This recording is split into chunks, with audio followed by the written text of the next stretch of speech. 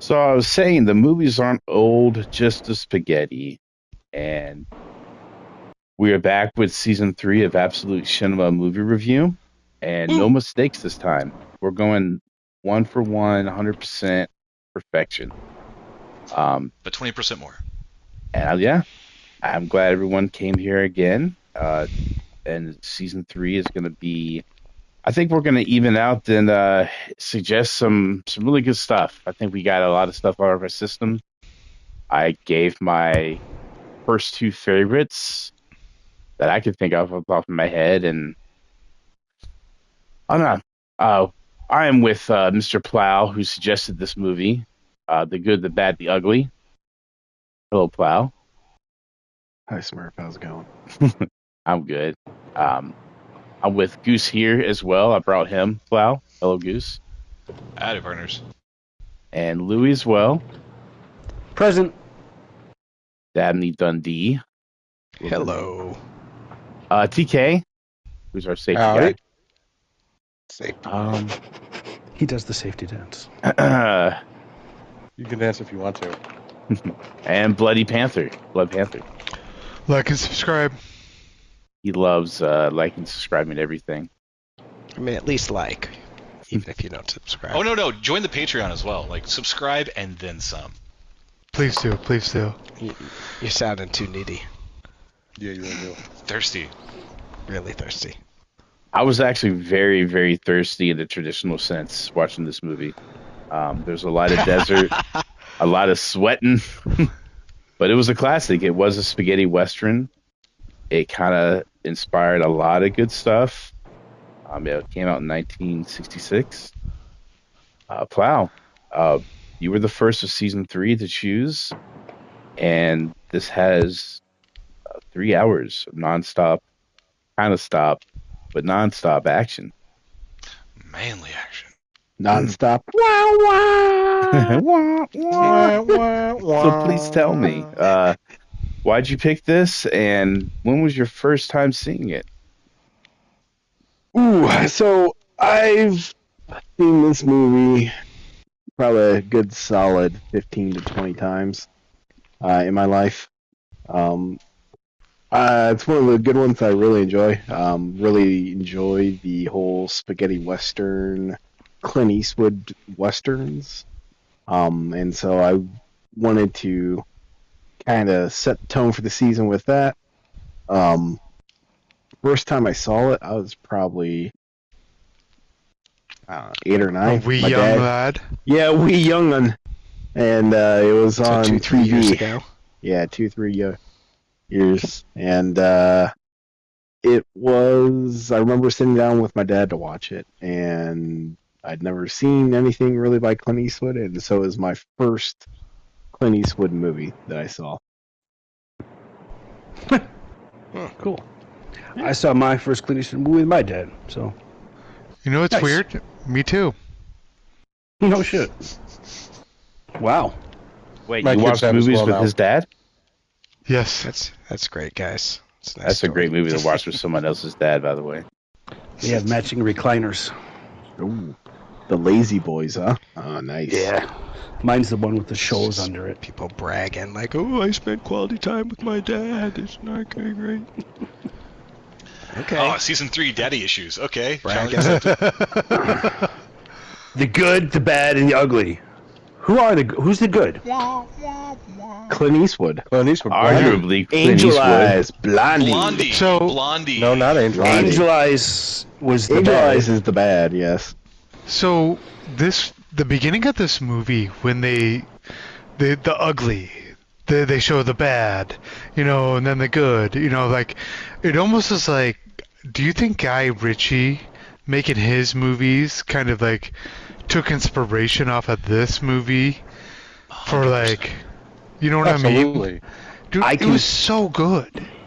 I mean- was looking into it today, and Tarantino said this is his favorite movie of all time, and the one movie that influenced all of his other movies the most.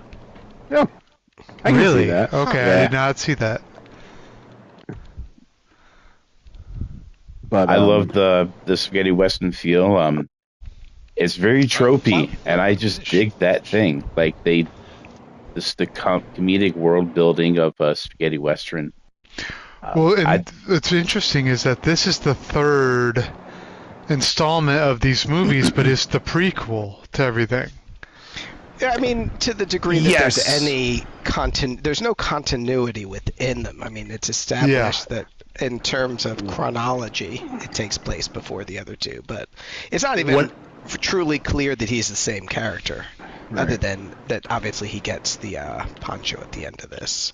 Right. So apparently, You guys are there's a rights referring issue. to, for the audience, A Fistful of Dollars and A Few Dollars More, which are Yes. the Dollars beginning- trilogy.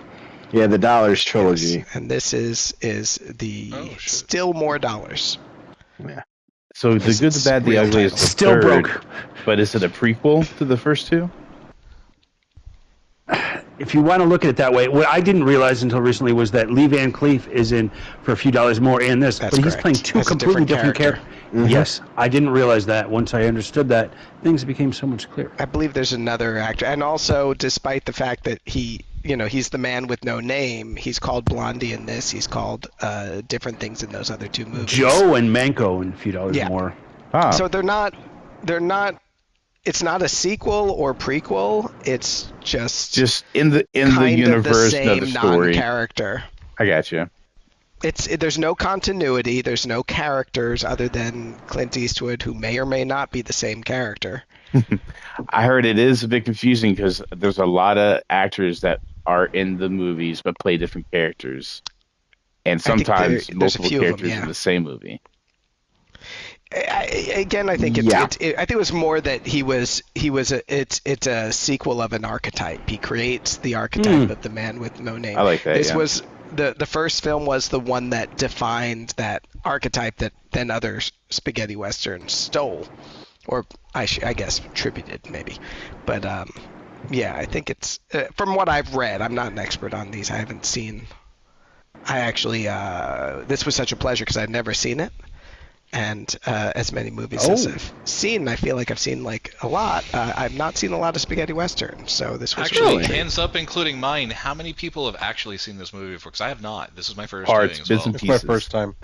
I've seen it before Yeah. a few times, but I didn't know what I know now. If I known then what I I've know seen now, it. I've seen spaghetti westerns plenty of times in my life, especially this movie. it's I like that you can enjoy it either way, whether you choose to view it as a trilogy or you can just watch one and it's a complete story. right. I never found even it thought to of be it of being a trilogy until someone said something the last time we talked about this movie. Yeah, became the Dollars trilogy because I think United Artists wanted a trilogy and they wanted him to make the last one, so there was a trilogy. And I think it was them that came up with the idea of, this is the man with no name, because they had to keep the character generic due to rights. So basically, Leone was like, all right, Eastwood, just play yourself. Like, Well, do it the again. first one, he got the Fistful of Dollars. He got sued by the studio for it's basically a knockoff of a Akira Kurosawa film. Yo, Jimbo. Yo Jimbo. Yo Jimbo. Yeah, they cribbed a lot from Akira Kurosawa, actually. Yeah, but that Things movie's in been remade a Hollywood. buttload of times, like even recently. So Well, it's interesting, I mean, it just the way it co-opted, Western, and by Western I mean, United States kind of it took an Eastern and made it a Western. and these ideas and took it and made it a this distinctly European kind of film. Yeah. It reminded me actually a lot of how the Asian crime films of the 90s, Like Hong Kong. the Hong Kong specifically action films kind of co-opted, these Hollywood genre tropes and turned them into something kind of new and different in their own way. it has a very storied history. They borrowed from a lot, and I mean, we watched Once Upon a Time in Hollywood, and he mentioned spaghetti westerns, and they showed a bit of that, and it was this whole genre. He was like, "It's time! I got to do a spaghetti western." Like Right, which for him was a career step down. Mm-hmm. You ever seen a spaghetti western? Yeah, how many you seen? But of course, it's the spaghetti western is what turned Clint Eastwood into a major international star. So it dirtied him up a bit as to being was it Rawhide? Was he on Rawhide? Yeah, I believe he started on Rawhide. From this Rawhide or Gunsmoke? That was Gunsmoke. Kinda- but I think it was I could be Gunsmoke. wrong. But it grizzled him up, and it kind of showed that it doesn't have to be the clean cowboy all the time. You can have fun rooting for a bastard. Speaking of not clean cowboys, we see even the quote-unquote good is still out there, scamming towns and messing with his so-called partner in crime there, Tuco, the ugly. Yeah, it totally is so different from American westerns in that sense. John Wayne. There's not a hero in the traditional sense. The Anti-hero. quote-unquote hero is morally compromised. But that's the whole point of a spaghetti western. Yeah, Like that was that was what they created. Was that like dark? Like they created what Batman eventually became, right? Like that anti-hero, right? Like Well, the guy to that be you fair, kind of root though- for but did bad stuff, but you were still rooting for him because you liked him because he was And genuinely also- a good, right? Like the end justified the means kind of thing. Yeah, but he this ultimately Blondie does- character, he killed the most people. Like, I just Deathwish? want to throw that out there. Well, Like, yeah, Tuco has the most screen time, though. So is Tuco the star? Well, and then he goes on to run a huge meth empire in Albuquerque later on. Eastwood is always the star.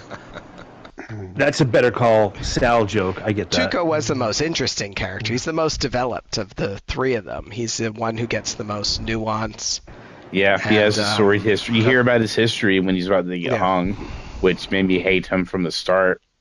But we also get that great scene in the cave So With his brothers. A lot of with good scenes. his partners, which, by the way, was not originally in the American release of it. That was one Oh, of they those added that. Okay. scenes. Yeah. So this is a big, sweeping, scoping, 3 hour movie. How do we want to break down the plot? I mean, we could tell the plot, but yeah, I think you break exactly. it down by acts. Yeah, for Yeah, sure. Could we So, should do a synopsis, perhaps? Can anyone sum it up Wow. succinctly? Since it's your Three movie, why don't morally you give us great the, rundown? gunslingers. Oh, go ahead. No, I don't care. No, it's whoever wants to jump in. But yeah, it's about a young girl coming from a small town.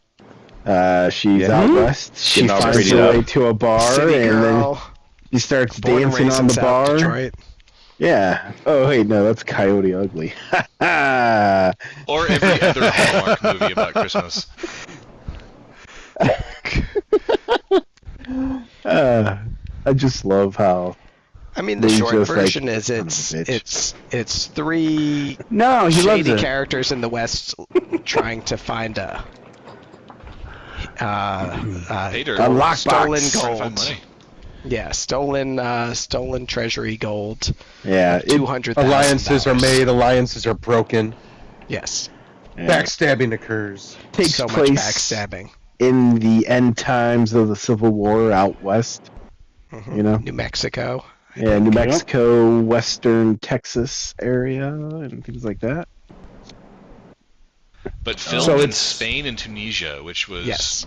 everything kept looking slightly familiar and slightly off, like in the background. It was always this kind of uncanny feeling for me, having been through the West, That's one of the things I Yeah. like about spaghetti westerns is they look weird and strange, and there's a weirdness to them that I really enjoy. And I like that. Like this doesn't look. This looks like a Yeah. America's Cousin or something. It doesn't look like the regular westerns, and that really helped me become immersed in it. Them. I liked how clear. I Very mean, not Monument Valley. Yeah. I mean, the film was No the radiation. picture was so clear. Like, even though it was filmed, like originally, like it's really when they filmed on that original format, it was really close to 4K, and you can kind of see it in the movie. The version I watched, it's on YouTube for free. If anyone wants to Oh, see really? this, and it's like, yeah, it's a great version, and it was like watching a 4K remaster, but Yeah, They it did looks do really- a it looked really 4K good. remaster, which is probably what you saw. Dabney, do you know what this was shot in?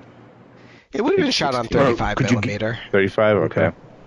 Yeah, it would have been. So it would have been shot 35 millimeter. It would have been all post dubbed, which you can tell pretty obviously. Yeah. You can literally see where, like, in one scene, Eli Wallach they changed his dialogue from the original what he shot, and you can see that he's saying something completely different. Yeah, But the You also, killed overdub my was master. off.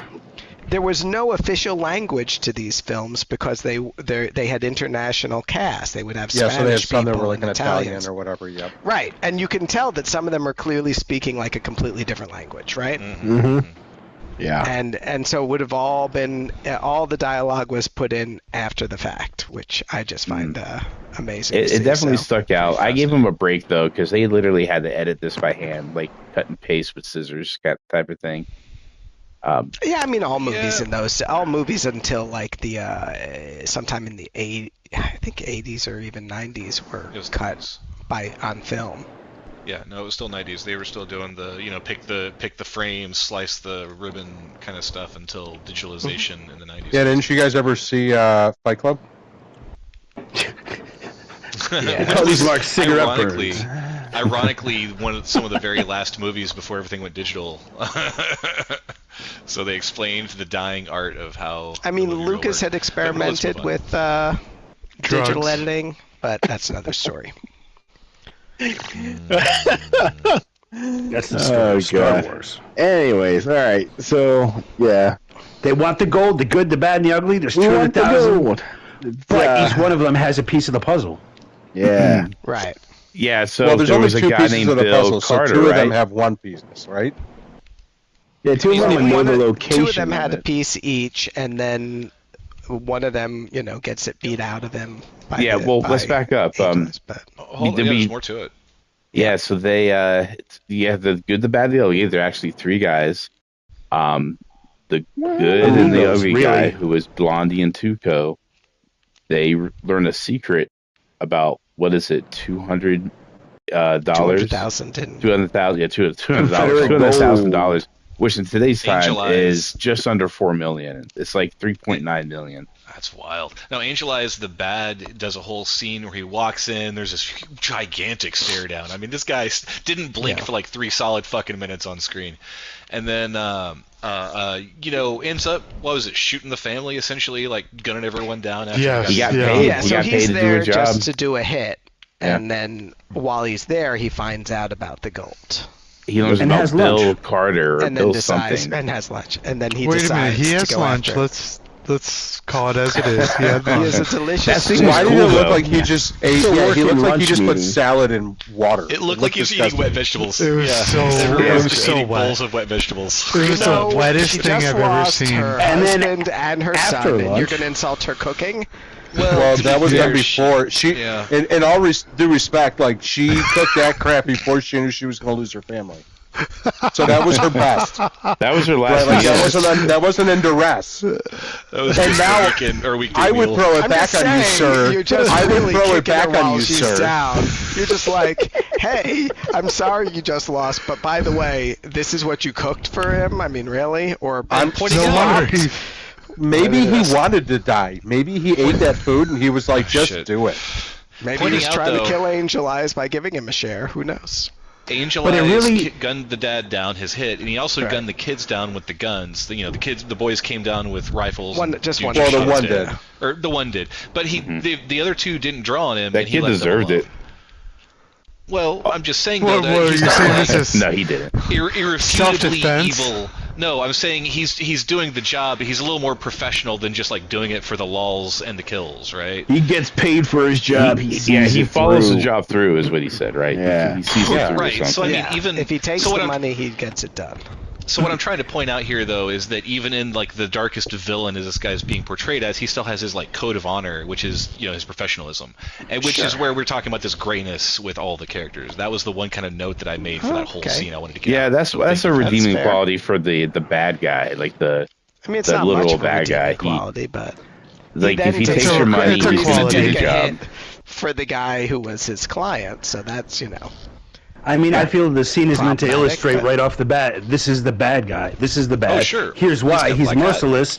He's cruel. He's professional. Yep. He's the bad, and you get to see why the good's the good and why the But he's ugly is attractive. the Well, see, ugly. I don't even He's not think the that. I don't ugly. even think that Clint Eastwood is the good. I think he's just the least bad out of all of them, right? Like Exactly. I That's don't- good he's enough. not Exactly. Good, That's a big right? I feel like controversy. they There's liked no the good. title, and they figured, we gotta, somebody's gotta be the good guy for us to have. Well, that how did title. how did it roll off the tongue in Italian? Because I don't know on the top of my head. I have a theory that it rolled off backwards.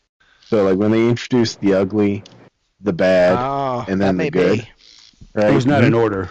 Yeah, it wasn't in Right. order, and so Exactly. that, Presented as the ugly, Yeah. the bad, the good. yeah. So I even though the English translation is the good, the bad, the ugly, I think how Mm. it gets translated like that. Yeah, I buy that. I'd be curious if that's the case. To look So that up. Angel Eyes kills the guy, and he shoots the boy too, but the boy was gonna kill him. Well, the boy drew on him, yeah. Yeah, and well, rightfully so. I mean, he killed his pa, so he's gonna kill him. But But also, he's Angel a- Eyes is more experience. No one's blaming the boy. It was dumb, but no one's blaming the boy, No, right? like what would you do? So Also, in the film, it shows Angel Eye as an expert enough marksman where he could have shot it out of the kid's hand, but he didn't. He had the skill, but he chose to kill. Maybe he got paid to kill Yeah, the you're a kid too. poet. Maybe he was aiming for the gun and he just missed by a little bit. he's like, "This is for the shitty food, ma'am. That's true. Kill your son on the way out." You call Your this stew? firstborn is dead. I As want to played by know the great Lee Van Cleef. after Angel Eyes Lee went Van to the Cleef guy with that his hired missing him. fingertip. Like Matthew was like, "Hey, here's the information. The guy's dead, but he gave me all this money. I think to kill you." And so the guy that hired him ends up getting killed. But Angel Eyes, it's the guys when he put the pillow over his head and shot him. But he shot his head like 4 times. It was like a lust thing. He's like, There was no need to like put the smiling, pillow over. That and then- did absolutely nothing. It yeah. made less noise. I don't and, No, it doesn't. It makes the noise. I at think the, it made more noise. Well, hold on. made It it- covers Somehow. I It can't allowed explain him to it. shoot him in the face at point blank without, really Without blood difficult everywhere. special No, effects. really, yes. all it did was it just avoided like splatter of the brain. Well, there it you did. go. He did it to I avoid felt the splatter. It But would my have been point, messier. my point is, how many shots to the head do you need? And did he have to smile the whole time? And Well, like, I think that was the point. That was Yeah, brilliant. I that feel like that showed that he has Yeah. a real lust for killing. He's like, I like doing Mhm. this. It was this very is what I notable. do. Almost He like lusts for maybe the life. money's secondary. The money's just an excuse to kill. Well, Yeah. we I feel had like a, sometimes they shot extra just because they could. we had a scene later on that Bullets were really reasonably spoke priced. to Angel Eyes' sadism versus like the other characters, essentially, right? Like halfway through the movie. Yes, yeah, you're right. Talk about it. Well, there's a lot of sadism going all around that fucking trio. Well, and one thing, and the other thing I noticed in the background too was just like how the commoners, quote unquote, kind of treated, like the townspeople and the settlers and all the people out there in the desert. Everyone's treated just like trash. If you're not, in the gang, if you ain't got the gun on your belt, But Goose, the poors. they're the poorers, should- right? None of them feel even a little bit bad when anyone who's helping them out gets killed. Also, That's like Yeah, when Blondie kills one of Angel Eyes' henchmen, and who's like There's In the nobody bush. checked on the guy. they're just like. He's like, yep, he's dead. He's like, oh, people shouldn't sneak up on me. He's like, yeah, all right. You Yeah, killed they're him. expendable. No one's upset about it. No one's like, he just No fucking one's shot Bill, surprised. man. Right. Could we have a conversation about the fact that he has killed Bill? Fuck's sake! No, they use Bill What am I as a gonna tell prop his wife? They use Bill as a prop to put a note, so that way they find his his body under the sheets later. Like, hey, go here. I found it exciting because this was something like so gritty and violent and kind of raw. It was a huge departure from any other westerns that came before it. Just Sergio Leone starting the spaghetti western, and if you're a big fan of western, and everybody was back then, you go to the theater and you see this, your mind is fucking blown. I mean, you've never seen something like this. This is different between PG. It's like seeing Tarantino for the first time. I would Yeah, imagine. I'm sure. I I'm mean, sure the they got difference, like yeah. a cult following. It was like revolutionary. It was a big deal. I mean, it was internationally successful. I mean, at one point, I was reading that that spaghetti westerns were like 80% of the output of the Italian film industry. Well, that was like over the course of Because what, they 15 years or something like that. Like not That's even all right. actually. It only lasted till sometime in the 70s, I think, and then it Wow. faded out in the late 70s. By the 80s, it was over. It started in what was it? With his first one, I guess, was kind of the beginning. I'm which surprised was there hasn't been a 60 revival. What? Although Well, one could point to Bone Tomahawk. One thing I want to been ask about this movie is Post-Western, so to speak. Is this one of the last few like true westerns that were made in Spain? No. People I think still it make just started. westerns in It like Spain, it dude. helped the boom, right? He Oh. still made himself. He made Once Upon a Time in the West was after this. Yes. Kill me, So this But I was don't think 60s. that's No, no. Gringo, said the Gringo. But, like, remember all these westerns, these spaghetti westerns were made in Spain. Right. So is this like one of the last ones that were made over there before they brought it over to Hollywood? No, all the spaghetti westerns continued to be made. They shot them in Spain. That's just where it looked enough like what people imagined the West looked like that they could shoot them in Spain. They could have Italy, they would shoot them at the studio in Italy, but you couldn't, the locations in Italy didn't look at all Okay. like, the West. But Spain had that region that looked, vaguely Western, deserts and scrub and all that. But they continued to. I mean, I believe Once Upon a Time in the West was made, in similar kind of places, which also has an amazing opening sequence, that without dialogue and Yes. equally brilliant. Yeah. And whoever was saying like that, you thought that there should be a revival of them. Like, I don't know if necessarily there isn't a revival as much as like you said, like Tarantino equates this to like being the one that influences him the most. I think that he pulls like the parts that people want to see out of these and incorporates them like a modern take on them in his films. I think the character so. I think he's Machete, still, right? yeah. I would agree. I think that the defining things about it was just it, and there were other countries that had their own versions of, Germany made there were Euro westerns. Different countries made these Western movies. It was just a happened to thing where as an industry it was a big thing, but as a genre, there's still gritty Westerns. They don't make them as much because what happened was in the late 70s, Westerns just lost. They weren't as popular, and people, so they stopped making Westerns in general. And there's still relatively few Westerns made, but there's always, Louis mentioned Bone Tomahawk, or they remade 310 to Yuma, True stuff Grit, like that. True Grit, which was also remake Coen of Brothers, a Brothers. classic Western. True Grit's a great movie. I wouldn't call it a spaghetti western, but still, definitely a western. Oh, yeah, it had a more serious feel. The producers are signaling that we're running long and we need to get back on topic again, by the way. No, they're not. God damn it, Buster, we're talking. What producers? Buster, Which go producers? open up a can. Buster, I like you guys are getting paid for I like the this? grift that they had.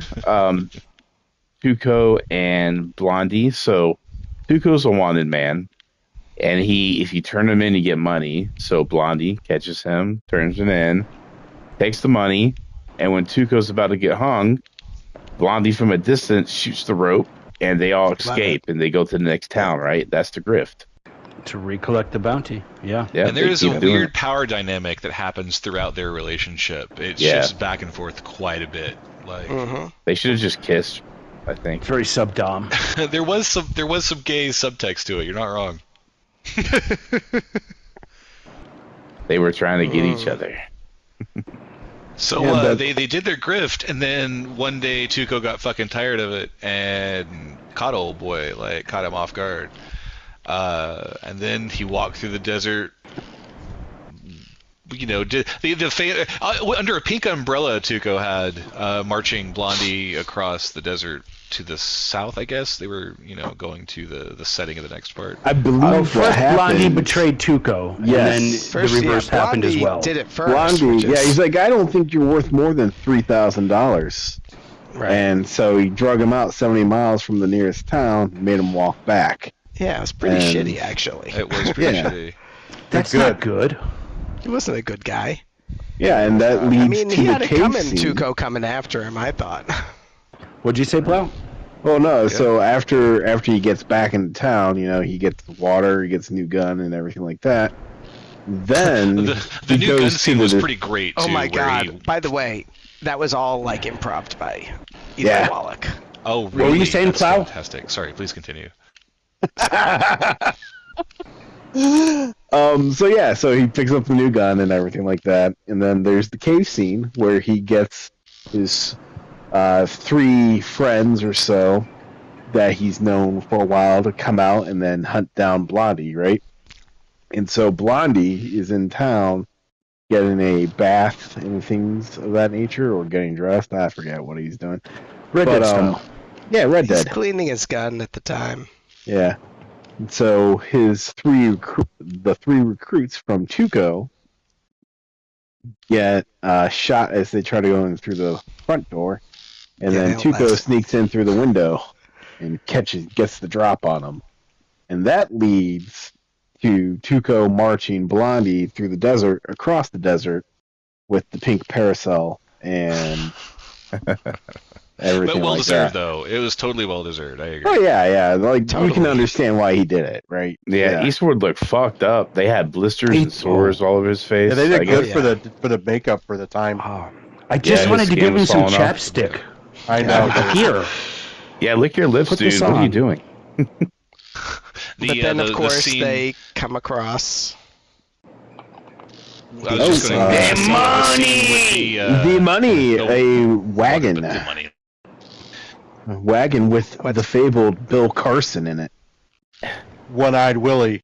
Stacked to the One brim eyed of Willie. dead people, Yes. and the horse are just Yeah. running aimlessly throughout the Just desert. running along the trail. That's, Well, no, they're holding down X. They're in also known as Bill cinematic mode. McGuffin. Yeah. It's touchpad, but continue.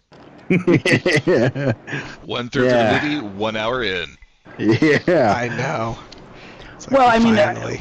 we get the idea that we have these 3 bastards with some are aligned, and then they're against each other, but they all want that 200,000, no matter Well, what it except takes. that 2 of the characters don't even know that the 200,000 exists up until this moment in the Yep. film. We're an hour and a half in, and they first discover that the MacGuffin even is a thing. Yeah, and so the box, Tuco's there. He's like, What's in the oh, box? he was in the box. Bill Carson says he wants some water, and so Tuco goes to get him some water, and he's like, I'll tell you where the gold is, and Tuco's off fussing about getting gold or water or whatever the fuck he's doing, right? And then Blondie just so happens to Get all of his Oh. energy and crawl Yeah. all the way over to him and talk to him. He just Right. Have a appears. Yeah. full-blown I still got some conversation magic in between me. two dying people in a matter of 10 seconds. mm-hmm. And then Anyway. he Instead of finds just the grabbing location. the horse and riding away, he. Yep. Well, yeah, but he was able to pull Bill Carson out of the wagon a little bit, so he could find out where it's kept. Right. Where is he? Where's the money? So that's a great- So now I they love each that have piece half of- of the puzzle. The movie. Yeah, Mhm. it shows how information. All right, this reminds me a lot of Breaking Bad. In Breaking Bad, when Walt is teaching Gale the recipe, he kind of holds off exactly what the recipe is, but then spoilers, Seen it. he gets rid of Gale because he wants to be the only one that knows the recipe. In his head is his It's not- fucking life. What's up? It's not meth. It's paprika is the secret ingredient. Thank you, Colonel Sanders. like- Chili You gotta powder, sweat. sir. You gotta sweat the Chili crystals powder. before you smoke them. Salt, pepper, garlic, man. That's what all you kept need. I just Walter sprinkle a alive little bit was of the recipe cornstarch of his on it. perfect meth, And in this movie, so Tuco knows what the gravesite is, but Blondie knows where Cemetery. the name on the grave, like what grave to dig Yeah. up. Yep. So name that keeps them on the both alive. gravestone. It's mutually assured survival, if you will, and they try to begrudgingly work together to get there and use their information, but they don't want to like give it up. Like it's a really cool dynamic. Right. But which leads to now, of course, Tuco has to keep him alive, so he takes him to he goes looking for medical facilities and ends up at a mission. Monastery or mission. And where we again get more information about Tuco as the most developed character, where we find out about him having a brother and his parents dying and how he left home to be a bandit. I like the dynamic, and what stood out to me was a one line where Tuco said to his brother, who's a priest now, people like us, we're poor. There's only two choices. You can become an outlaw or you can become a priest. You made your choice. I made mine. That's not verbatim, but it really kind of fleshed out the character. It is. And, It showed And where he he comes says, your from. path Yes. was easier, he says to him. Mhm. And Blondie Yeah. sees Yep. this. Tuco doesn't He know does. that Blondie saw that, and he tries to just act all smokes a cigar tough. and watches. Yeah. Clint Eastwood chewed on those cigars and offered them to so many people during this thing. Those my God. gross, wet ends of the cigar, and I just What is every cigars? time I was like, "Don't take that, dude. That's disgusting." And every time they did, they just sucked it. Oh, But they you were had- so happy about it too. So But- happy to suck on his Clint Eastwood juice. You had no problem where Tuco's washing Mike, his feet this- and Clint Eastwood's drinking the water? That was out of necessity, dude. Yeah, he kicked it out anyways. I would have drinking foot water can we, too, dude, by if the I way- was in the desert for months. You've never- Days. Well, This- if you're addicted to nicotine, somebody sticks it in your mouth, you're going to chew. So that scene, though, immediately leads to one of my favorite scenes in the movie when they're riding along and they're disguised at this point as Confederate soldiers, and they see a group of riders coming towards them. Oh, that was great. And they're Yeah, like, he's like, which are they which blue or side gray? are they? And he's like, he- they're gray. But they're when they gray, get and close, he they starts just dust screaming. off some gray dust, and they're blue. But he starts It's like, screaming to "What?" them, yay, yay for the South, hey, Yeah. Dixie, God is on our side. He's screaming all this stuff, fuck Grant. And then, yes, the guy pulls up, and he starts wiping away the dust, and it's blue underneath. Yeah, now they're slaves of war. It's like, holy shit. And he like, says to him, Eastwood says to him, God isn't on our side because he hates idiots. yeah. Oh, and then, they're prisoners of war. Wild. Where they crossed paths with Angel Eyes again. Right, who Like has where it all came together. Who's right, a who sergeant? has become a, right. Yeah, So I like wanna that say just I was not never explained felt- at all. So I- it is. They did little try to bit. humanize Tuco some, but I never felt bad for him. He was the bad I guy, did. just I like liked Angel him. Eyes, in my opinion. He's the lovable idiot. He's I He can- was just my ugly. favorite. I can argue that Blondie's bad too, but I mean, Tuco is lovable like a cockroach is lovable, right? Like, hey, look at you, you survived, little guy, good job. But not like, ooh, come and cuddle with me, right? I mean, if those Like, allegations are true that he goes around raping for like bounties, then Can we also, That's by the way, true. just That's true. briefly Who doesn't go mention that- raping for bounties? that You know? he Me, played me, I by don't. a, in Minecraft, you got to put that at the end. Brown face. What was that, Dad? He was played by Eli Wallach. who's a Polish American Jew. Uh-huh. Yep. Always got to playing- bring in the Jews. And Yeah, playing the with brown face. face, and not his only time. He also, of course, famously did the same thing in Magnificent Seven. And weirdly wasn't as offensive as the dude that did Short Circuit, right? Like It's hard to be as offensive as Fisher Stevens in Fisher Stevens. Short That's Could we it. talk about the Excuse me, fact sir, that Soul Man. I would like to object, Soul Man. the drunk Union captain looked Well- like Tom Sizemore? He did. He was great, the drunk. Yeah. I could not Oh. stop thinking of like a young Tom Sizemore in that thing. By the way, can Yeah. we just go back real quick to you mentioned how it's confusing why Angel Eyes is somehow somehow is a sergeant in the prison. So there's that scene where he goes to the Confederate hospital and he's asking questions and they're like, oh well, he's either dead or he's in this prison. Mhm. And so that's Yeah. why he goes and gets a job at the prison. But that scene, again, wasn't in the original release of the movie. Man, they really had to fix a lot of things, huh? So, right. So, like, It it would have seemed made... awkward not to have that. It in there. made very little sense as it is, but it would have made no sense without that scene. So, yeah. This is just like one thing that I noticed throughout the movie, because we're talking about that scene where he's in the hospital, right? And he gives the one healthy guy there like a bottle of alcohol that's And then wrapped in rope. And rope. And it's, if you notice, all the alcohol's wrapped in rope. It feels like a Mediterranean thing. Yeah, honestly. like I think it's so you can ride with it on the from side getting and the bottle broken. doesn't break. yeah, but like I don't in, think in I don't shipping, think that or- that was like a Western thing. I think that was a European thing. Yeah. Like in America, we put zip ties around our OEs. Not a no? really. No, in America you just So- keep them in a brown paper bag, dude. Yeah, the brown paper bag Yeah. protects it. Tabby does. wants to know what Shock an OE absorber. is. Anyways, Anyways, anywho, so go ahead, Paul. no, go ahead. No, I realized I was talking over you. I apologize. No, You're no, talking it's all about good. the rope on the bottles. You know, The no, rope I'm going on to the talk. bottles. No. You know what? Hey, but yeah, but another question that comes up is how did he get to the rank of sergeant? Right? Not just like That's he what I'm saying, enlisted. dude. Right? That's what I'm Like, saying. Did It's he buy possible his way he in? had been He's- previously an officer and he just re-enlisted and they gave him his rank back. Well, Two sergeant's a non-commissioned officer, so it's Was not he like a sergeant or was he? Yeah. He's a sergeant. He was a sergeant, and there's the Well, he could have Captain. gotten a field.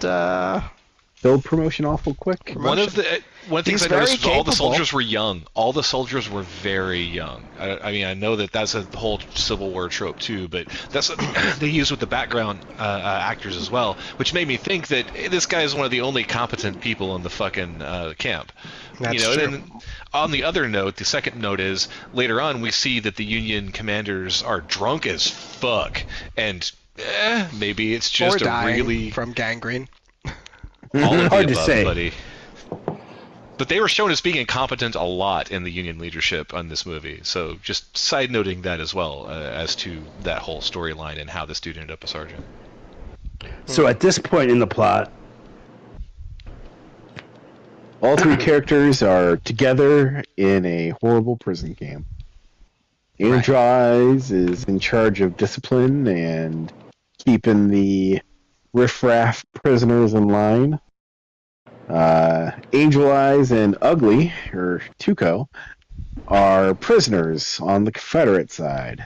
Tuco is also Blondie and Tuco. masquerading. Blondie and Tuco are prisoners on the Confederate Yeah. side. Angel Eyes. Yep. Sorry. And then Tuco's masquerading as the gentleman of Bill Carson, who is the guy who died in the wagon or the stagecoach that had the location of the gold. Right. And that's the entire reason Angel Eyes is there. Yep. Was it Union? Which camp prison were they in? Were they in the Southern camp or the Union camp? You're Union. in the Union. Yeah. Okay. Yeah. So, at this point, they're all together and they decide, like, listen, we gotta fucking work together to a degree to get shit Yeah. done. They gotta have it's like a weird partnership that they have. An uneasy alliance, if you will. Well, Uneasy. so this is before. Before that, they don't have quite an alliance.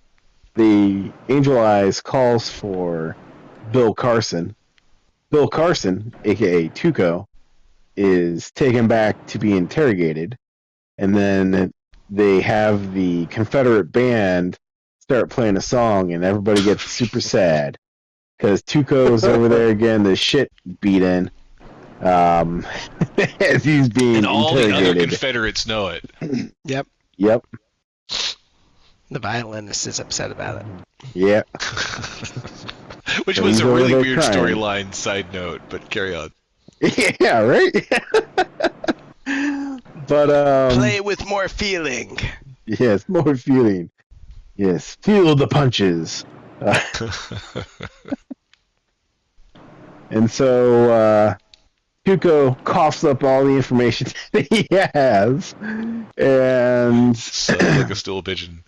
yep. And then they call Blondie in for the next round, and he doesn't get beat because Angel Eyes figures, oh, he's not going to talk anyway, so might as well treat him decently like a human.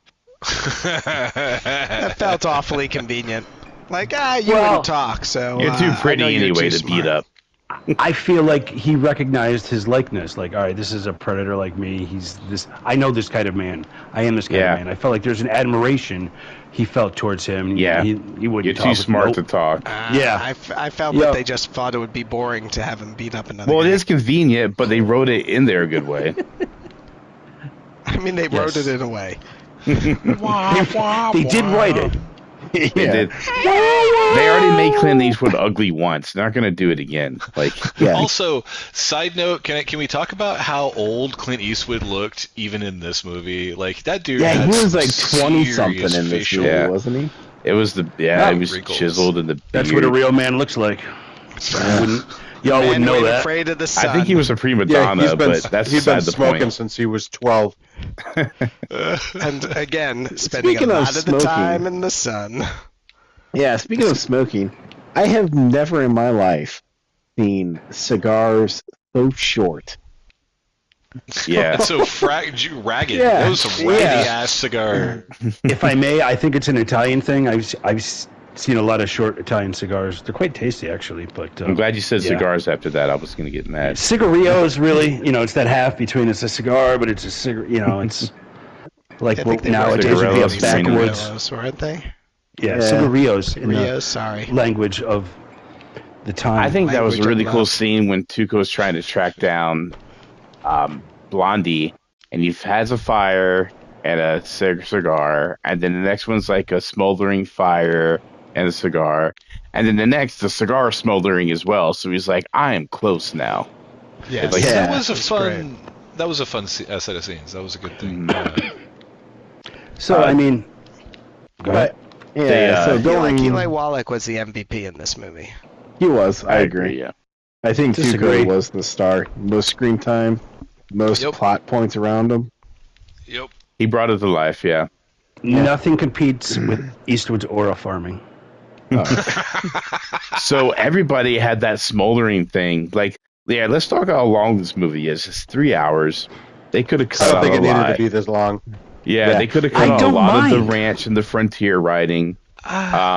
A lot of the smoldering looks. It's surprising that it's Oh, I 3 love hours that. and still has some massive plot holes. That's my only issue. Right. I mean, there are Yeah, yeah, sequences you're not that wrong. are so beautifully unrushed in this movie that I can't be mad at them. But I'm like, Yeah. in 3 hours, you should have had.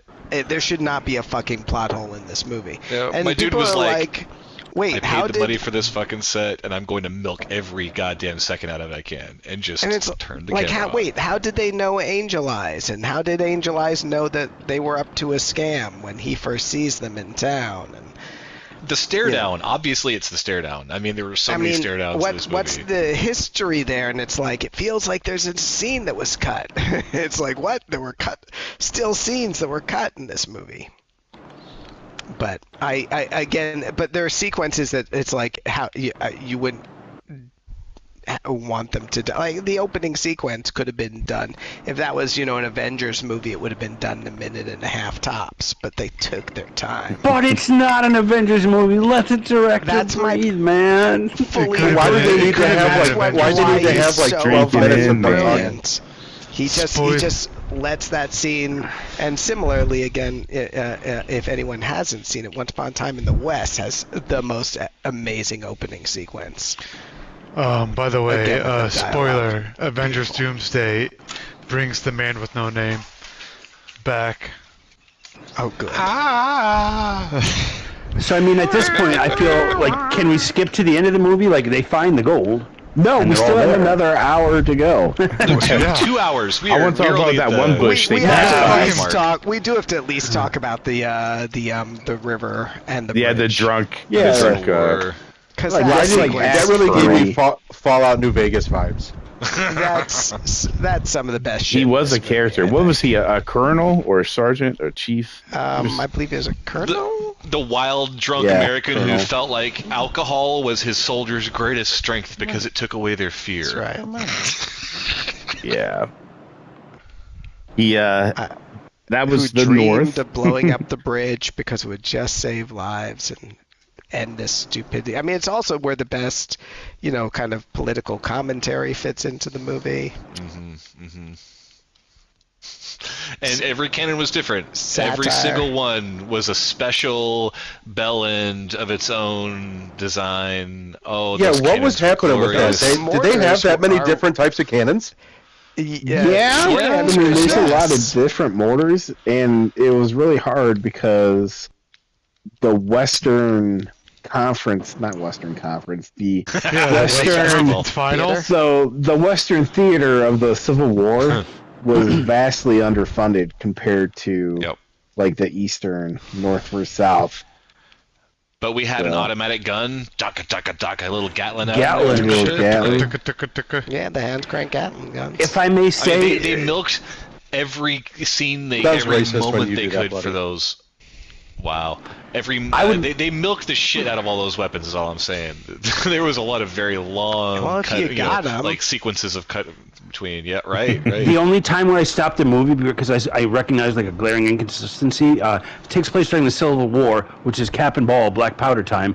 But he's using at times cap and ball, but also cartridges, which didn't come out till like later, 1870s. Incorrect. I looked it up. Well, you look when he's in the gun Revolvers store. did exist in the. I know revolvers, but I'm talking about black powder versus cartridge, like Oh, 45. the rifles. Well, even the For the pistols, muskets. like there's times where he's actually loading like a cartridge into the cylinder, but on other times, it's got the traditional cap and ball pistol, with the press on it. And I looked that up, and Sergio Leone went for his style, but technically the weapons, like that lever action he's using, They were that a was little extra not modern. Civil War. Oh, the rifles. You're right. I mean, Those long range all of them, rifles, like yeah. He chose style over substance, and there was guns that shouldn't have they call existed those yet for another rifles? decade. Yeah. But that's me nitpicking. Well, he had never been to the U.S. He didn't speak English. He was a history buff. But, Don't apologize. for his- So that was a good point. He knows was what he that did. Both those I mean, sides there's a were lot caricatures. that's flawed in terms of I think the authenticity of it. I don't, as you said. Yeah, I mean, But like they- in most but movies, they- suspension of disbelief is required, usually. But they did, fight over New Mexico and have pointless battles over bridges. And Like right in the middle of a town too, just like people walking about their lives with like just mortars going off. my room got hollowed out by a soldier. There's barbed wire in there, Mom. Yeah, it's okay. But it's fine. I mean, He'll pass. It's not overly concerned with, American history. I mean, to me, it felt like he was just trying to make very general commentary about war rather than anything specific to Yeah, what is it good for? Absolutely the American nothing. Revolution. It's good for the economy. Yeah, even the North had its assholes he conveyed. Like they're, it's not I don't black think and those were white. based on particular characters. I think that was just, again, American caricature more than anything. Yeah, Yeah. there's no distinction really between the North and the South in terms of how the characters Yeah. are portrayed. Because they No. focus on Clint Eastwood's story, which I thought was interesting. The Blondie and Tuco, they just want the money, man. And like, if they can trade sides at their own convenience because they're trying to get out of there anyway. But This to was- the theme of the movie, like it kind of showed like anyone, no matter what they are fighting for, can like have their like bad traits. Like the prisoners of war, they were making them play music, and they were crying. But he's like, more feeling, like pick up that violin and and yeah. See, So that's they the- like the it, like beginning of this they were thing came kids. This Yeah. movie had the most diverse cast of white men I've ever seen. Yeah. I was gonna bring all that up, and also the women. I mean, the women that smeared white men. Yeah, the women that were very used were dirty just faces. like devices. They didn't really have any character. I think the main woman was the one that got beat up for information, right? I Like, mean, that was her biggest when you say part. main, what? Dude, Just their probably the throwing most punches screen time? was awful. Like that was so horribly choreographed. Yep. Yeah. You know how he Angel Eyes was interrogating the half soldier, and he did it with whiskey, or like he did it with money, you know? And the guy was like, "Oh, I forget the name. It's a kind of a new place," and he like flips on another coin. He's like, "Oh, I Oh, remember right. now." And Half then soldier. You mean the guy who lost half of his body? Okay, Yeah. got you now. Sorry, Mhm. it took He me a does moment to call figure him out half what you're talking soldier. Calls he him calls him half half-shouldered. soldier. about. Yeah, That's yeah. right. Angel Eyes calls him, thanks, half soldier. But Something then like that, very yeah. soon after, he interrogates a woman for information by beating the shit out of her. And He does. it's a crazy scene. I wanted to note that, but also I got a funny, terrible joke. Like, what if she just kind of stops and like, oh, it's a new city, I forget, and she like puts her cheek out, like he just like gets hit one more time. Oh, She's like, oh, slap I me, remember now. daddy. Thank you. Well, she does. She Wow. is established as a whore. Yeah.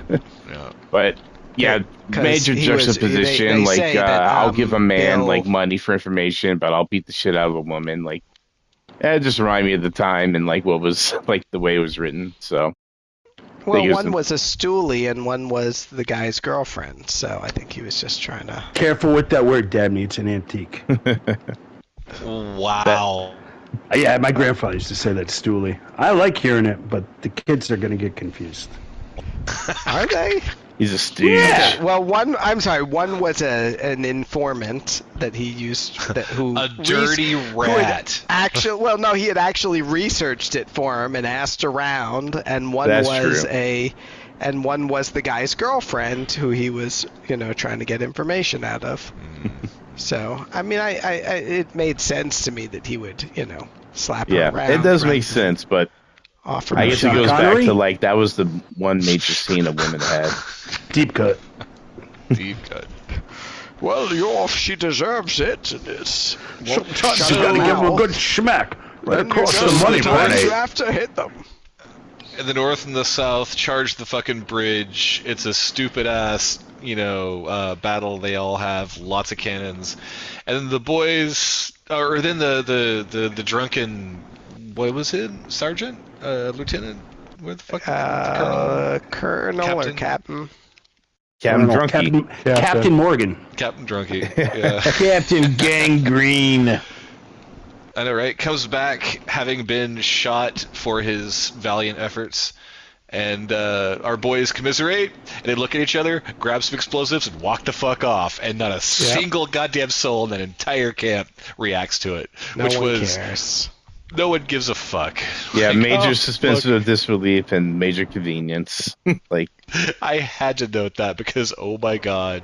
yeah, very convenient this to were- just walk with that dynamite on a wooden stretcher, and I don't Yes. know. But you Right, can if say I were that they were jamming that busy campaign, working with the that would have been the half-mutilated moment people. the entire camp saw them. That's all I'm saying is like, come on, guys, Yeah. a little bit of effort on the writing. Yeah, but they were Carry kind on. of focused with the half-dead people in the river, trying to save them. Come on. That's how Also, they probably explained it all away. the other stretchers were actual stretchers, but theirs was essentially a raft. Yeah. I got the feeling the doctors didn't like the guy very much. They didn't try very hard there. The And they beat up the doctors to steal the stretcher. But then, finally, and they're there. They're there so at the, Tuco he makes it to the gravesite, and he's running around like a kid in fucking Willy Wonka's chocolate factory. Yeah, what is happening with them? What is And- going on? loved Yeah, it. and they Frolicking. play a really Frolicking good to the song. graveyard. They play the That was Ecstasy of beautiful Gold music. during that. That was Which good. used to be the song that Opie and Anthony would open their show on with Sirius XM Radio. It became the song lived on past that weird scene, like of like the graveyard. Like, I finally made it to the dead bodies. But Well, what I'm And that wondering though, that really grave is, site was so weird. It was like a circle. yeah, I don't And they know were if that was fresh. real. They were fresh graves. There was a lot of like freshly moved dirt on it. There were lots of like mounds because apparently they couldn't dig very deep. Like there was a weird graveyard in general, and it was circular in a way that like spiraled outward geometrically. Did we mention that Blondie told Tuco the name of the grave, so he gave him both pieces, and Tuco While screwed they him were over blowing again? up the bridge, he's like Tuco's like, hey, why don't we trade names? What do you think? Yeah. You know, and he's got this like ratty look in his eye the whole time, like Like we're gonna trust each other. We're bonding. We're Right. buddies. Yeah, now. but really, Tuco's secret isn't a secret anymore. It's just like, past that bush, by that, No. across the river. it's just down the fucking road. Well, sooner or Yeah. later, right? It was going to be right. He was going to have to share his before anyway. So, Blondie, I would tell you. but he decides to turn on them when they're like just like around the corner, which is like Yeah, like, he's literally, gonna like, catch up to across you a very berm, quickly, dude. And you could And tell, then he's you like, could tell Clint he's Eastwood's like amused not by it the even whole at all time. worried about him catching up to him at that point. It's No. like it doesn't even occur to him. It's like, dude, he's like 30 feet away. What are you doing? And he's shooting a cannon at you. Well, and Clint's got all the time in the world because he's running around like a spastic teenager. And neither of these idiots occur to them like, hey, remember when how he left us that note, Angel Eyes had this saying, see you soon? I wonder what he Right. meant by that, given that he knows where we're going. Their Do you lack think he of might be on his way over here? their lack of perception and periphery was, I think, emphasized by the close-in camera shots, because in that graveyard, aside from frolicking through the graveyard like it's tulips in spring or whatever, when they got to the grave, when they got to the things they were trying to do, camera was very close on those guys. Oh, the yeah. idea was that they were only focused on what they're doing in the gold and their interplay, like their dynamic, until dun dun dun. Angel Eyes shows up. The close-ups in this And we movie now throughout the get entire one of- film were phenomenal. I mean, Oh, yeah. I know you guys said it went on Yes. too long, but my favorite parts were the parts where they didn't talk and they're just talking with body language and their Oh, I eyes agree. and those close-ups. Oh Well my acted. God! Well, Yeah, I- there Yes. was the close-ups of Clint Eastwood's face in the background when I really appreciated. Like, man, this is 4K. Like, without it's so close to 4K. I I don't know heard if in I can think film- of I any don't feel like actors it was- that could do that today. Yeah, I don't it's feel like it's it was just too under long 4K. from the perspective of the way it was made. I was like, what? He packed a lot of plot into this, Javier Uh, Bardem. into this movie.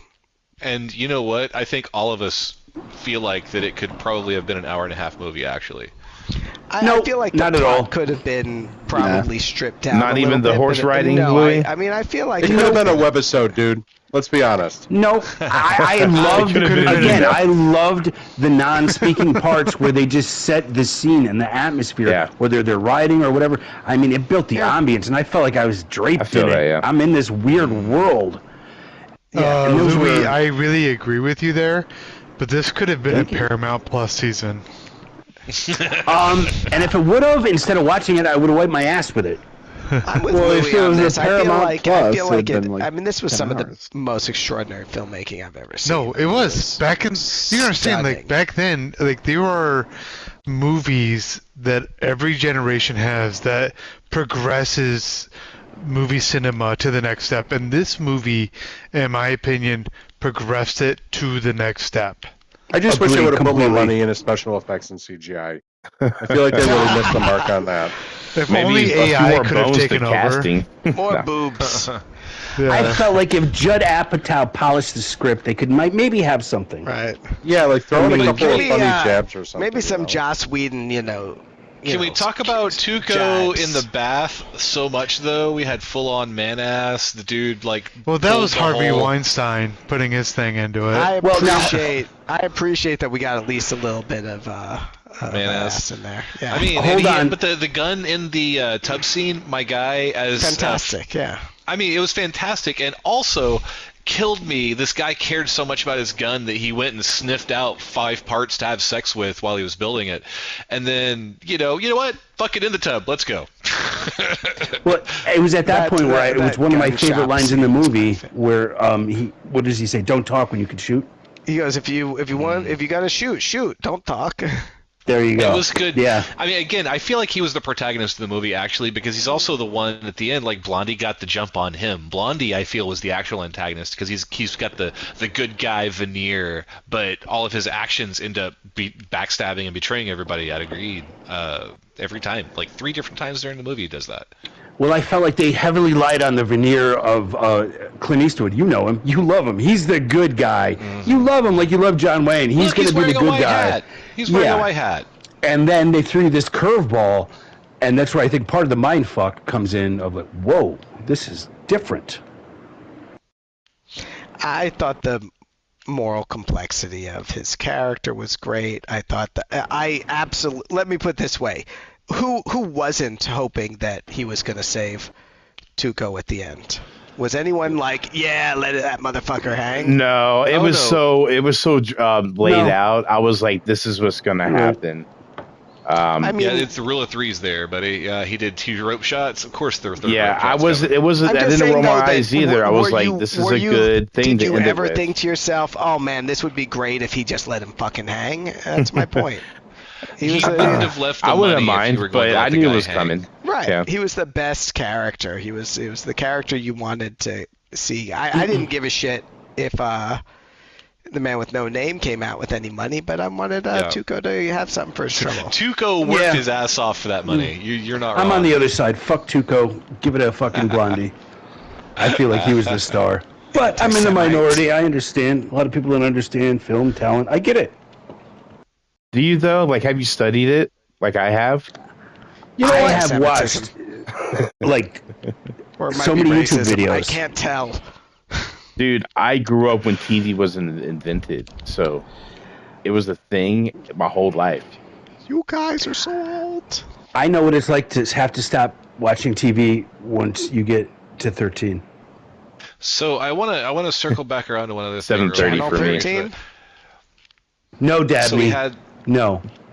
Angel Eyes, who gets the drop on the guys. He but of course there's just the skeleton. That's the big reveal when the guy pops up. Is that he was fooled. Clint Eastwood, Blondie says he's got the name. He walks out and is like, "We're going to settle this like men," or whatever the fuck his macho. Oh my god, was. Amazing. Right, and then he said, "We're gonna earn it." Mexican standoff. That's what it was. Yeah, Mexican standoff. Walks out just to the say middle of standoff. the arena. Wow. Well, That's actually a line in the movie trope. where a guy says it's a Mexican standoff, and the Hispanic character goes, "Don't say that. It's called a standoff." As someone Which with is, by the way, another great Polish movie if you haven't ethnicity, seen, we can do a Polish standoff sometime. Well, if anything, I think wanna we can make do a- brown face, Louis. Polish joke. No. No? The great Polish actor does it so well. Hey, Tuco. Louis, they did it in Yeah, Scrubs. Polish You American. can do it. I really can't do it, nor do I want to. I don't want to be the next C. Thomas Howell. Depends on how many commas are in the paycheck. No, it doesn't. It doesn't. Not for my morals. That The sounds rich like say everyone has a price, Bloody's bro. a 2 comma person. You got 2 commas, I'm fucking down.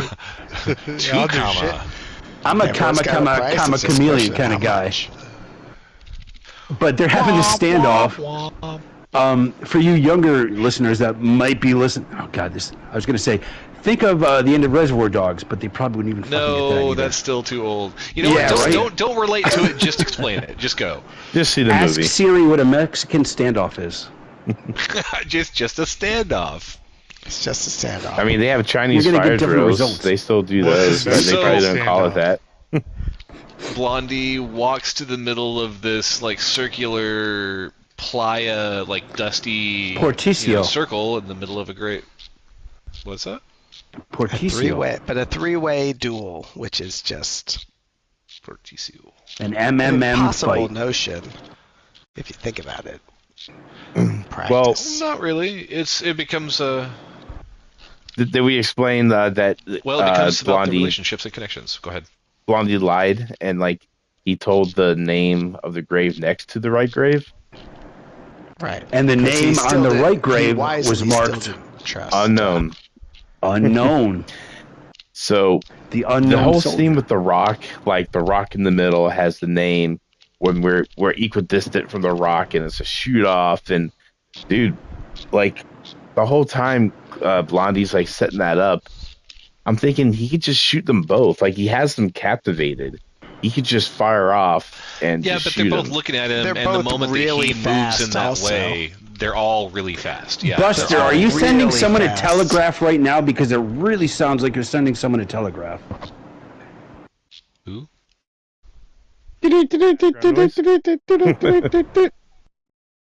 It has stopped. Thank you, Buster. Who is Oh, that? mother Man, we gotta trucker. keep a good eye on Buster. Like, if he wants to be involved more, he needs to prove himself. I caught him out back chugging a Monster Energy drink and fucking sucking down a pack of Redwoods. Yeah, what a bum. So, He but the was sucking standoff down though, something. the standoff wasn't about skill or speed. The standoff was about connections. It was about the relationships they had built along the way. Where the just like they're bad friends. Angel Eyes, right? Like they'd had Tuco and Blondie had already been doing a shtick. They're both conmen together, right? Like, what did we expect out of this duel? Of course, they both turn around and shoot the guy, right? Like, But the beauty of it is they told that story of the inner relationships with just close-up shots of their eyes. They're looking at each other. Like making Yeah, like but I'm they- looking at you, you're looking at me, or we, you know. But Oh, wait a God, second, it's brilliant. Tuco's gun isn't loaded. No, it's He doesn't loaded. know that. You put It's- in. Was it loaded? No. Yeah. it was loaded with two bullets, No. or with one bullet. He had No, one he bullet in says. He it. says, "Where were the? Oh. When did you unload it?" And because he sat there slapping the thing. So, as a result, and he had unloaded it earlier, and as a result, Blondie knew he only had to duel with the one guy. He wasn't worried about. Oh, so of course About Blondie Tuco. shot to the right. Yeah. So Blondie knew who he was shooting. He was shooting Angel Eyes. Period. Yeah. And Okay. Angel I Eyes missed that. it's the one time he's really nervous because he doesn't know which of them to shoot. He thinks he probably should go after Blondie, but it's a nice. I'll never forget that scene because it was the first time in my life I've ever seen Lee Van Cleef portray scared. And I was like, wow. Mm. Oh, it's great. It I mean, also, yeah, well acted nonverbal. but for sure. also lots of Yeah. close-ups of his hand, which I find very distracting because you're like, wait, what's wrong with his finger? You're a hands Right. guy, are you? He's shaking. Side note, I found out the Black Power Ranger didn't have the tip of his middle finger today. Today I learned. So, apropos of nothing there. Moving on. I feel bad Fun for him. fact, Middle fingers are Lee useful. Van Cleef, people, of course, had all sorts of, there were all sorts of stories about how he lost his finger and all sorts of, dramatic ideas. How did he lose his finger? It was a carpentry accident while helping his daughter build a dollhouse. That's so tough. Like He's a so man. badass. It's like difficult. You know what? Building shit for your daughter is pretty manly. I'll give him a pass. It's fine. I agree. That's like when Ron Swanson wore makeup. Man, Not to be confused with Lee Marvin. Another So one. they shoot. They score! And Angel Eyes goes down. Angel Eyes is finally dead. The And confident he shot again fucking until he beautifully rolls into an freshly shoveled grave. grave. yeah. Hold Yes. on. There's one bullet for the kill shot. There's one bullet to roll him into the grave. One bullet to flip his hat into the grave. One bullet to shoot his gun into the grave. It's this very, very deliberate kind of like. Fuck you. He was horse you using rode the in on. ability card painted black. He put an X on Right. he put an X on the gun, X on the hat, X on him, and he just fired perfectly. And at this point, it's just Tuco and Blondie there. And what does Blondie do? The money's laying on the ground. Blondie gives Tuco a noose. You know what to do with this. Just like the old days, right? Yep. And we see one of the perhaps finest endings of a Western film in history. What happens? Get up on that cross, you son of a bitch. Tuco is balancing on the cross with a noose around his neck, and the fair but murderous Blondie throws his share of gold, throws Tuco's share of gold to him, and rolls off.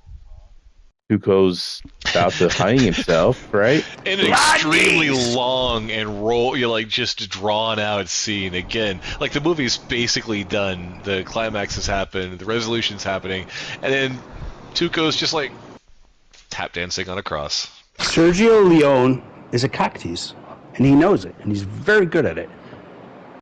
He teases you right to the end. You're, wow, what's going to happen? He's got this way of setting up anticipation and dread. Whether it's by silence, music, the shot. He really builds he's a master at building a moment. And this moment was really built from the first act. I really liked it. I don't think it was ham-fisted or like telegraphed. I just thought it was poetic, like it should in this way.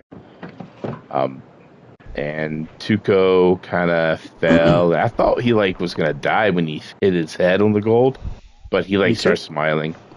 But yeah, interesting ending.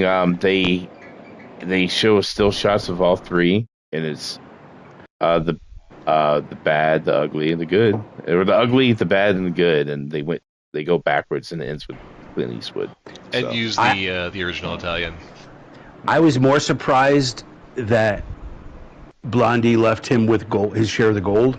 I was more surprised by that than I was surprised that Blondie, sniped the rope so he could live. Yeah, I was expecting that, but I was like, and he let him go. The gold's a big thing, but he probably thought Tuco's gonna pop up again, like Goose said, like he's a useful cockroach. Nowadays, he would have showed up in part 4, 5, 6, and 7. Like I really, feel like he did have a genuine affection for him at that point. Yeah, well, they both tortured each other. Together. They'd both done horrible shit, betrayed each other, and then turned around and done this adventure. They Tuco got the shit beat out of him. He almost died. Had to. And he definitely got him back for everything by leaving him dangling on a noose. Right.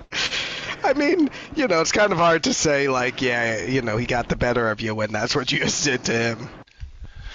Yeah, it was always kind of a cowboy thing, right? Like, they just kind of silently fuck you over, almost, and then let you off to say, hey, I had power over you, but, Plus, we're going to end it by reestablishing him as the good, Right. Here's sometimes my dominance you have play. relationships like that.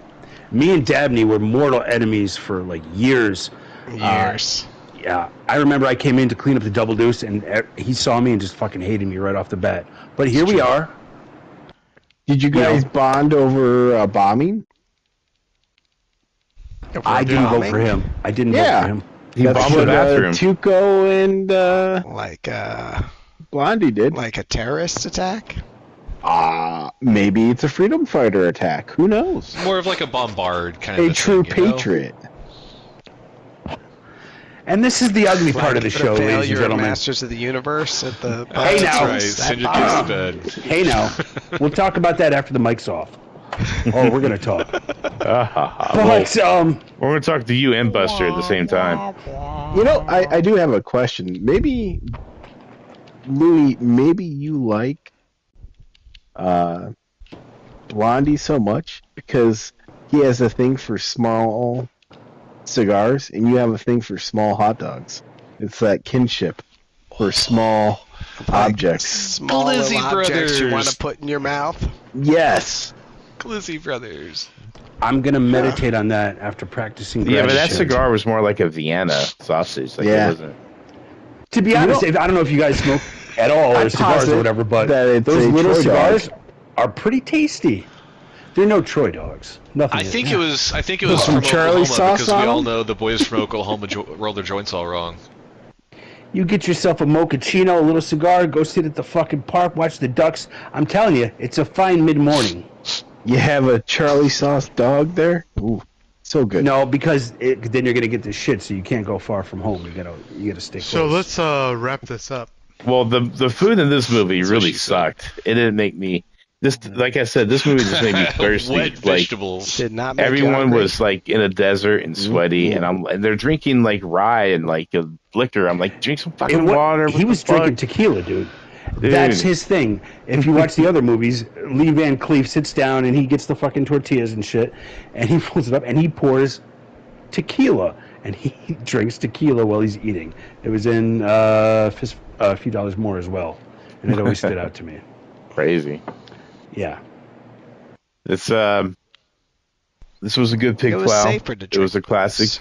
I mean, I'm glad I finally watched it after it's been just in the annals of history. And Yeah, I can finally look at spoilers now. Jeez, I've been trying to stay off the internet. Yeah, I just subscribed to that subreddit. Like, I'm gonna read all the things I missed. I think it's You got always any good final to thoughts on the look at movie, Smurf? Annals. It was. I don't like horror movies because they like to stretch it out and make them longer than they should be. This kind of did the same thing, in my opinion, but it gets away with it because it is the first of its kind for the production it pulled off and the wide net it casted for just the cult following. Okay.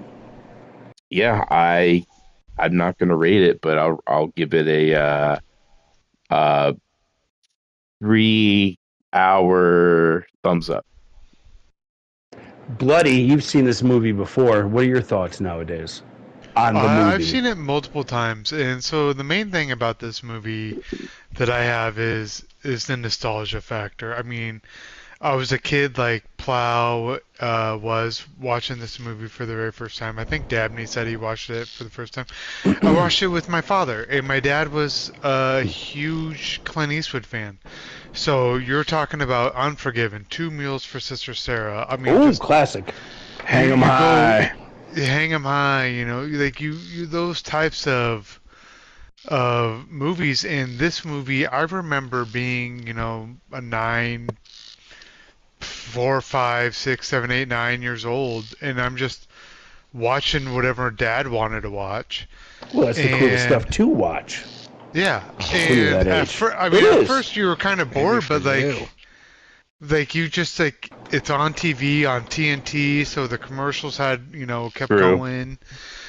So to me, this movie encapsulates a lot of my youth and my the happiness of that, and to see anything Clint Eastwood just brings a lot of nostalgia back to me. So I don't know if I've ever really seen a bad Clint Eastwood movie. I skipped $1 Million Baby because it looks stupid. So It'll fuck you up.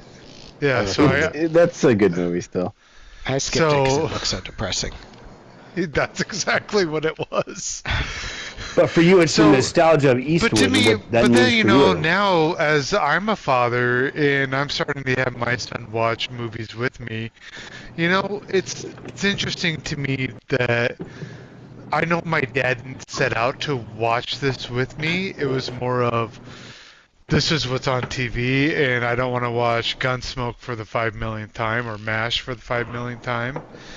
So let's watch something different today, And to me, it was just it's a really good movie that shows a lot of new as the more mature mind I have, it brings a lot of cinema to nowadays.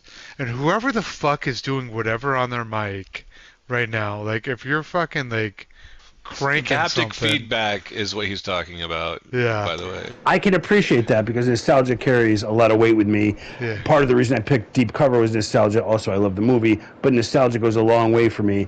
And Yeah. I think I know the experience of seeing a I Clint just Eastwood really movie for the first time with your appreciate dad. this Yeah. All right. TK, this is your first time seeing it. I know there's opinions rolling around in your head. I Speak on thought it, it was son. no, I thought it was good. This is my first, like I said, first time watching this and first time in that genre of film. It's not really my cup of tea. I can appreciate the film for it being great. It's just, it's not my cup of tea. I don't think I'd go back and watch it again, but Exactly. I'm glad that I watched Drink some it one tea time. or some water. All right, TK. Too much I pressure appreciate in the the mood. honesty. Sounds I like want you to know- TK didn't have a good dad. I want you to know that No, we're I did still not. friends.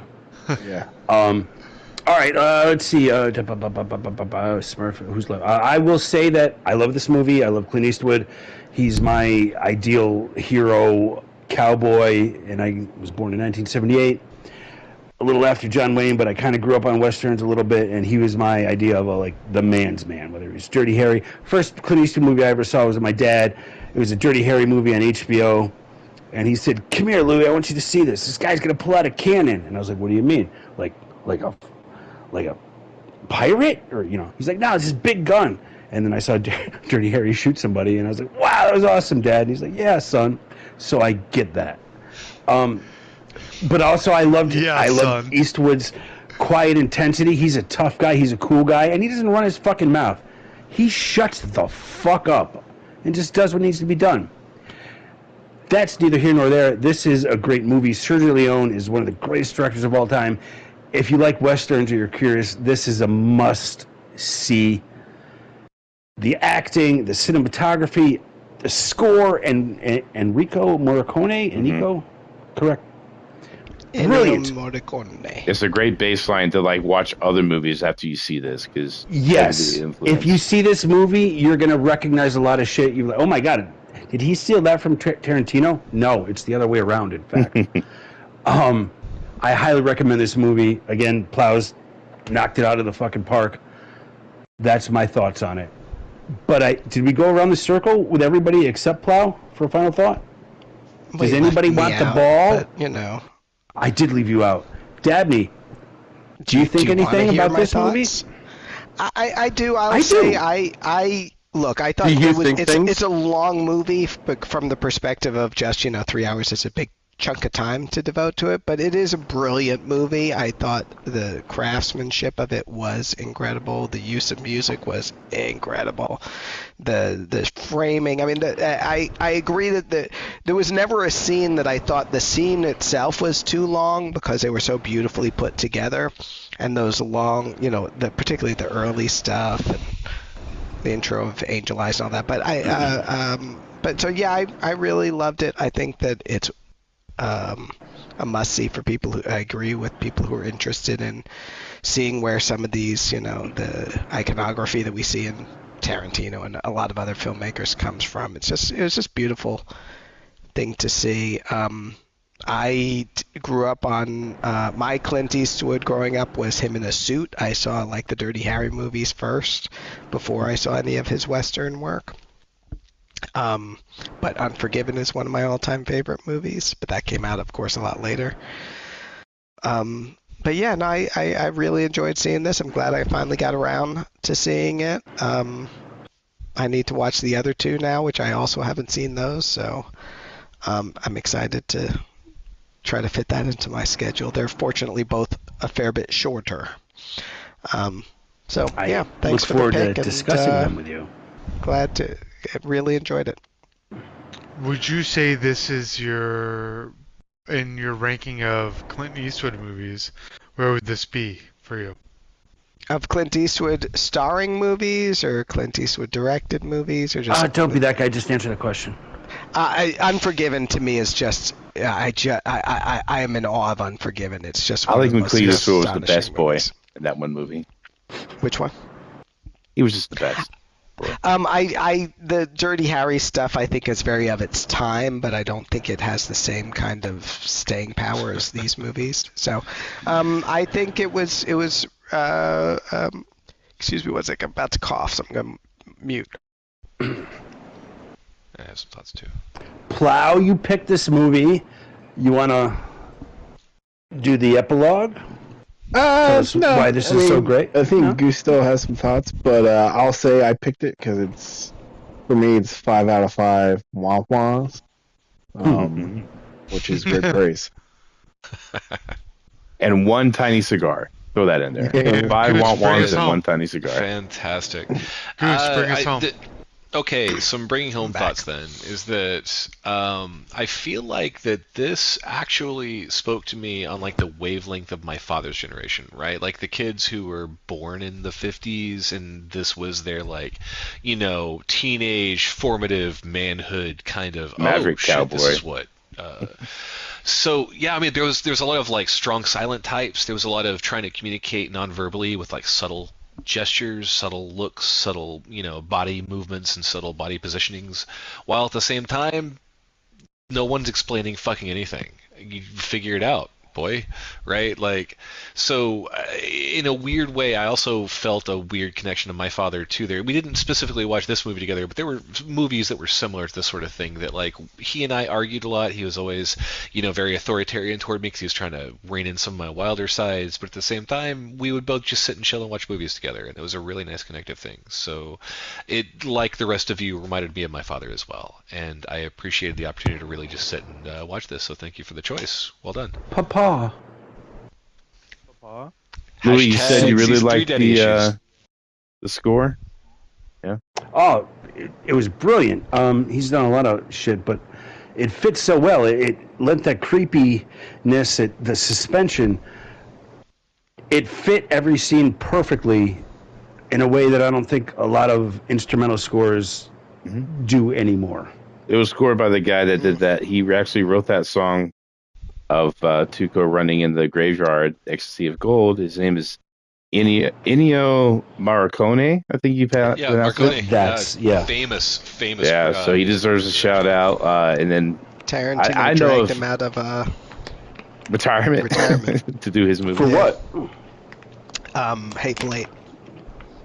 Oh, I don't like that movie, but I would watch it again. Although just for that. he uses some of the music from he's in like I think Django. He uses some of this music actually, Interesting. but okay. he didn't record new music. He pulled it from existing scores. And I think the final shout out should go to Eli Wallach because apparently he almost died 3 times while making the movie. Damn. He accidentally drank acid that was left in a soda pop bottle. Don't know how that got there. He was almost I decapitated by the train that The train. was going by because there was a That shit was close. there was really some close to his steps head. exterior steps that they didn't anticipate or he didn't know about. And the third was, I guess, a gun was fired, and he had his hands tied behind his back, and then the horse ran, and he was drugged. Oh shit. So this was almost like the good death, the bad death, and the ugly death. Like And nowadays, when we're just listening to Alec Baldwin whine. Wow. Blame the locksmith. What do they call the guy that keeps the guns? The iron lock or Armor. the armor? Yeah, armory. And she's in jail. Yeah. So I really enjoyed it. This was the great one to start the 3rd season. And yeah, that's it. Thank you guys for joining, and another one in the books. I'll fill you guys in who's next, and maybe they already have a movie available, but 2 weeks. We actually deliver, okay? 2 weeks.